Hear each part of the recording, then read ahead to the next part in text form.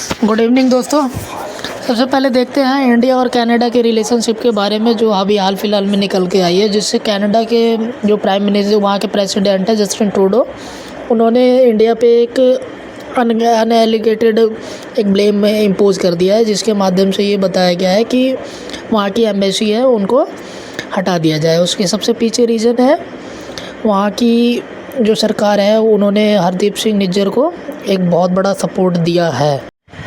हरदीप सिंह निज्जर है कौन? सबसे पहले इसके विषय में देखते हैं।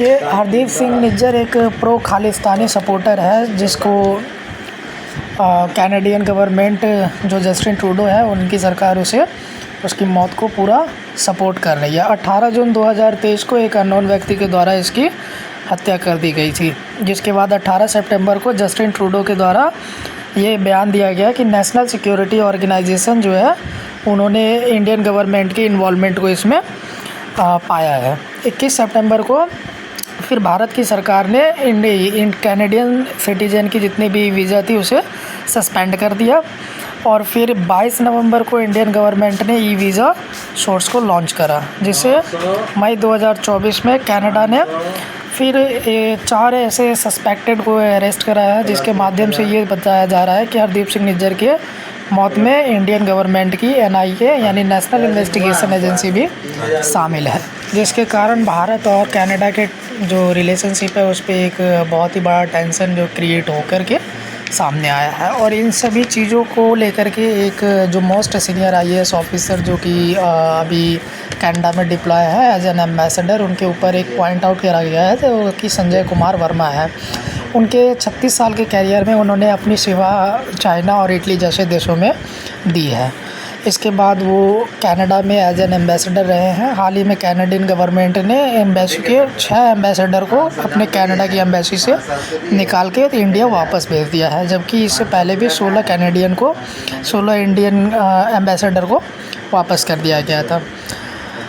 ये जो खालिस्तानी सपोर्टर है, जिनकी मांग है कि भारत में जो पाकिस्तान का एक हिस्सा है उसे सिंध और खालिस्तान को मिला करके एक खालिस्तान का हिस्सा बनाया जाए, जिसे एक सिख डोमिनेंस के लिए रखा जाए।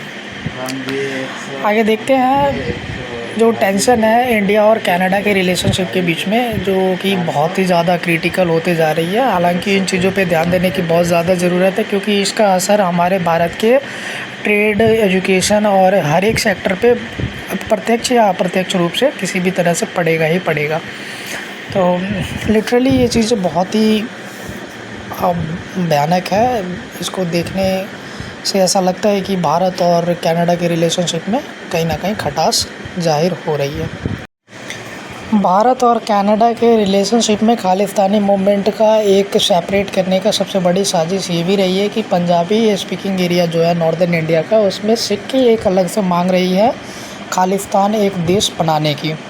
खालिस्तान उस प्रोविंसेस को वो लोग मान रहे हैं जहाँ पर पंजाबी लैंग्वेज ज़्यादा बोली जा रही है। ये एक लेफ़्ट विंग जो पंजाबी है, जिनके सर पे ये लगा हुआ है कि अब उनके लिए एक अलग देश होना चाहिए। उनके जो वॉरियर हैं, उन्होंने अपने देश के लिए अपनी कुर्बानी दी है। इन चीज़ों को लेकर के उनकी खालिस्तान की एक डिमांड है, वो डे बाई डे बढ़ती जा रही है, जिसे कनाडा की गवर्नमेंट और वहाँ के कुछ प्रोटेस्टर और टीचर हैं सपोर्ट कर रहे हैं। अब ये हमारे संजय कुमार वर्मा जी हैं, जो 1988 कैडर IAS बैच के हैं। ये अपने 36 साल की सेवा में चाइना और इटली जैसे देशों में अपनी एम्बेसडर के तौर पे काम कर चुके हैं, और अभी फ़िलहाल ये कनाडा में as an Indian diplomat deploy हैं, जो कि इन्हें कैनेडियन गवर्नमेंट ने अभी हाल फिलहाल में इन्हें और इनके साथ और भी 5 हमारे एम्बेसडर को वहाँ से इनेक्ट करने के लिए, हटाने के लिए आदेश जारी कर दिया है। और उनके साथ साथ ये भी कहा है कि भारत की सरकार और साथ में वहाँ की कुछ लोकल गैंग है जो कि इनमें शामिल है हरदीप सिंह निज्जर को मरवाने में। तो इन सभी चीज़ों को देखते हुए भारत और कनाडा के जो रिलेशनशिप है उन पे एक बुरा असर आया है, और धीरे धीरे ये असर और गहरा होते जा रहा है। जैसा कि हम सभी जानते हैं, रिसेंटली ये चीज़ें FTA तक जाने वाली थी। तो thank you for more informative video.